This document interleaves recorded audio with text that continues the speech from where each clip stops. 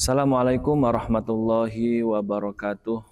Alhamdulillah, alhamdulillahilladzi ja'ala qiraatal Qur'an min afdali ibadati hadhil ummah.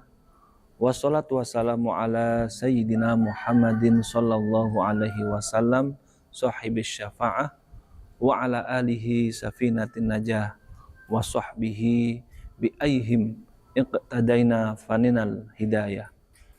Asyhadu alla ilaha illallah wahdahu la syarikalah wa asyhadu anna Muhammadan abduhu wa rasuluh la nabiyya ba'dah la haula wala quwwata illa billah. Amma ba'd.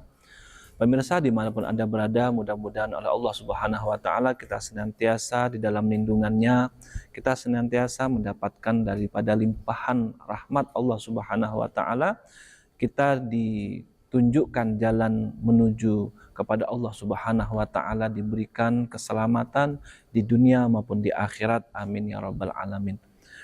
Pertama, kita bersyukur kepada Allah Subhanahu wa Ta'ala diberikan nikmat sehat dan nikmat kesempatan dengan ucapan kita alhamdulillahirabbil alamin, dan selawat dan salam tercurahkan kepada junjungan kita baginda Nabi Muhammad sallallahu alaihi wasallam. Mudah-mudahan kelak kita mendapatkan syafaatnya dengan ucapan Allahumma sholli wa sallim wa barik ala sayyidina Muhammad wa ala ali sayyidina Muhammad. Dalam Ramadan yang ke-8 ini, episode ke-8 ini, kita tema adalah Al-Quran sebagai pedoman hidup. Allah Subhanahu wa Ta'ala telah sampaikan dalam Al-Quran, Allah telah berfirman, Alif Lam Mim, Dzalikal kitab la raiba fih, Dzalikal kitabu la raiba fih, hudal lil muttaqin.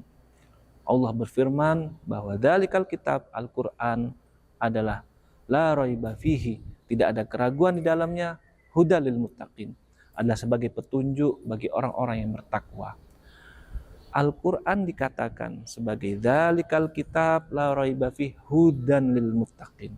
Al-Quran sebagai hudan lil muttaqin, sebagai petunjuk bagi orang-orang yang bertakwa.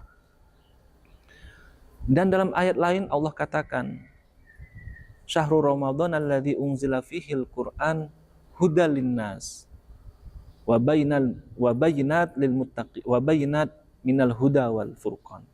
Allah katakan dalam Al-Quran bahwa Ramadan diturunkan Al-Quran. Al-Quran ini hudalinnas, sebagai petunjuk bagi manusia.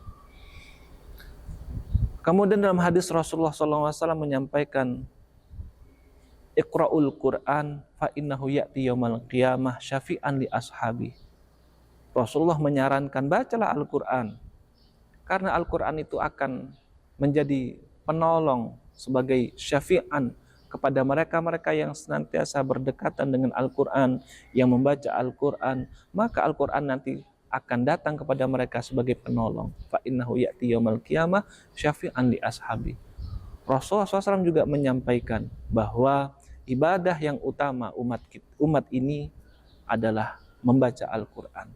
Membaca Al-Quran adalah salah satu bentuk ibadah, karena dikatakan al-muta'abbad biqiraatihi. Al-Quran itu al-muta'abbad biqiraatihi, yang kalau kita baca Al-Quran maka itu terhitung sebagai bentuk ibadah kepada Allah Subhanahu wa Ta'ala. Yang menjadi pertanyaan adalah, bagaimana kemudian Al-Quran itu dijadikan sebagai petunjuk? Bagaimana kita menjadikan Al-Quran sebagai pedoman kita? Maka ada beberapa tahap yang semestinya kita fahami. Tadi kita telah tahu dalam Al-Quran Allah katakan bahwa Dzalikal kitab la raiba fih hudal lil muttaqin. Al-Quran sebagai hudan, sebagai petunjuk, sebagai yang memberikan hidayah, sebagai kompas kehidupan bagi kita.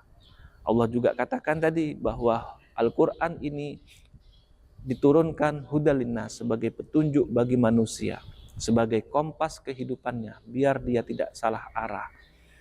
Maka ada beberapa langkah bagaimana kemudian kita bisa menjadikan Al-Quran ini sebagai petunjuk. Pertama adalah kita mempelajari Al-Quran. Pertama kita baca Al-Quran. Setelah kita baca Al-Quran, kita fahami isinya. Kita memahami isinya tentu tidak bisa hanya dengan bermodalkan apa yang kita ketahui saja, bermodalkan akal pikiran kita, kemudian kita mencoba memahami Al-Quran. Karena hati-hati pemirsa, Al-Quran, hadis, ini ibarat hutan belantara. Kalau tidak ada orang yang bisa menuntun, yang menjadi guide, kita bisa salah arah, kita salah di dalam memahaminya. Maka kita perlu adanya guru, kita perlu ada guru yang menuntun kita untuk kemudian menyelami makna-makna daripada Al-Quran. Dan itu tentu adalah yang terbaik, adalah cara yang bagus, yang semestinya. Itu adalah cara yang maksimal. Tapi andai kemudian kita ingin memahami Al-Quran, bukan berarti kita tidak boleh. Ya, kita baca daripada terjemahnya. Kita baca sedikit yang kita pahami bagaimana. Tentu dari situ kita akan memahami juga kandungan daripada Al-Quran membicarakan apa sebenarnya. Kita akan mengetahui ketika kita baca Al-Quran bahwa Allah Subhanahu wa Ta'ala memberikan motivasi dalam kehidupan kita. Allah pernah mengatakan, saya ja'alullahi ba'da usrin yusra. Allah katakan, saya ja'alullahu ba'da usrin yusra. Allah akan jadikan setelah usrin, setelah kesulitan ada yusronya, ada kemudahan. Setelah kesulitan yang dialami, yang dihadapi dan dia mampu untuk menghadapi itu, maka yakinlah setelah itu akan ada kemudahan. Karena Allah Subhanahu wa Ta'ala telah mengatakan, sayaj'alullahi ba'da usrin yusra. Dan kalau kita juga baca Al-Quran, kita akan menemukan motivasi dalam kehidupan kita ini, di mana Allah katakan dalam Al-Quran, fa inna ma'al usri yusra, inna ma'al usri yusra. Sungguh besertaan dengan sesuatu yang sulit ada kemudahan, dan itu diulangi 2 kali. Dalam kaidah bahasa Arab, ketika ada 2 isim nakirah, fa inna ma'al usri yusra, ketika ada 2 isim nakirah disebutkan berulang-ulang, maka nakirah pertama bukanlah nakirah yang kedua, nakirah kedua bukanlah nakirah pertama. Artinya al-usri, kesulitan disebutkan 2 kali, dan itu artinya adalah satu hal yang sama, kesulitan yang sama. Tetapi yusra disebutkan 2 kali, artinya di sini ada 2 yusra. Karena yusra pertama bukanlah yusra yang kedua, maka ada 2 kemudahan di situ. Ketika ada satu kesulitan, maka di situ ada 2 kemudahan. Kita bisa memahaminya setelah kita baca. Dan tentunya juga agar kemudian kita bisa menjadikan Al-Quran sebagai pedoman, kita perlu tidak hanya sekedar membacanya saja.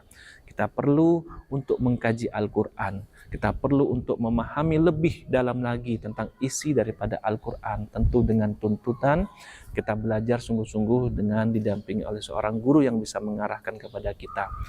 Mudah-mudahan Kultum dalam kesempatan Ramadan yang ke-8 ini bisa menjadi pencerah bagi kita semua. Jangan lupa untuk senantiasa membaca Al-Quran kita. Mudah-mudahan bisa bermanfaat. Kita bertemu lagi di episode berikutnya. Assalamualaikum warahmatullahi wabarakatuh.